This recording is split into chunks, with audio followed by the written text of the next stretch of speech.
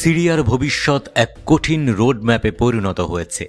আসাদ সরকারের পতনের পর নতুন ফ্রন্টলাইনগুলির উত্থান শক্তি দখলের জন্য তীব্র লড়াই করছে। তবে প্রশ্ন হচ্ছে, এই অস্থিরতার মধ্যে কে হবে সিরিয়ার পরবর্তী নেতা? কাকে সমর্থন করবে আন্তর্জাতিক মহল? বিদ্রোহী যোদ্ধারা ৮ ডিসেম্বর রাজধানী দামেস্কের নিয়ন্ত্রণ নেয়। পালিয়ে যান ২৪ বছর ধরে সিরিয়া শাসন করা প্রেসিডেন্ট বাশার আল আসাদ। এর মধ্যে সর্বশেষ ১৩ বছর সিরিয়ায় গৃহযুদ্ধ চলেছে। আসাদের পতনের মধ্য দিয়ে দেশটিতে আল আসাদ পরিবারের টানা ৫৩ বছরের শাসনামলের অবসান ঘটে। সিরিয়ার যুদ্ধ এক নতুন মোড়ে পা রেখেছে।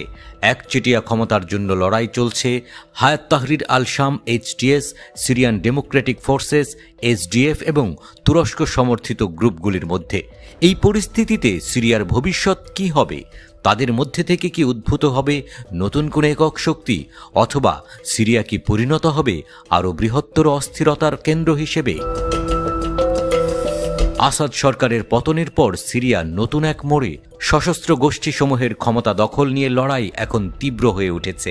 হায়াত তাহরির আল শাম এইচটিএস গ্রুপের নেতা আহমেদ আল শারা আল জোলানি বর্তমানে সিরিয়ার সীমানায় নতুন একটি রাজনৈতিক আশার কথা বলছেন।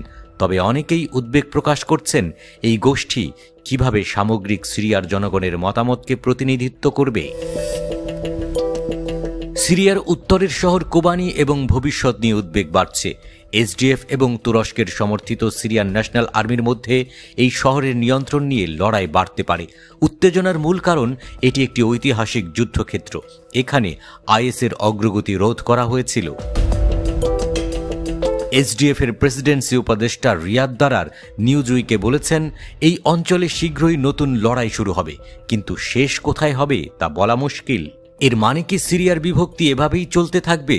সিরিয়ার পরবর্তী সম্ভাব্য শাসক হায়াত তাহরির আল শামের আল জোলানি ইসরায়েল এবং আমেরিকার সঙ্গে কোনো সংঘাত চান না, কিন্তু তার সামরিক প্রধান আবু হাসান আল হামুই স্পষ্টভাবে বলেছেন, ইসরায়েলের অনুপ্রবেশ একটি অন্যায়। এর মানে কি ইসরায়েল আরব সংঘাত আরও বাড়বে? সিরিয়ার এই নতুন জোট কি ইসরায়েল ও পশ্চিমাদের বিরুদ্ধে দাঁড়াবে? আন্তর্জাতিক মহলের মধ্যে মার্কিন যুক্তরাষ্ট্রের ভূমিকা প্রশ্নবিদ্ধ। সিরিয়ার পরিস্থিতি যে মার্কিন সরকারের জন্য একটি চ্যালেঞ্জ হয়ে দাঁড়িয়েছে তা স্পষ্ট। এখন ইসরায়েলি বাহিনী নিজের অবস্থান আরও শক্তিশালী করছে। তুরস্ক কি এর মধ্যে নতুন কোনো কৌশল গ্রহণ করবে? এই জটিল পরিস্থিতিতে সিরিয়ার ভবিষ্যৎ প্রশ্নের সম্মুখীন।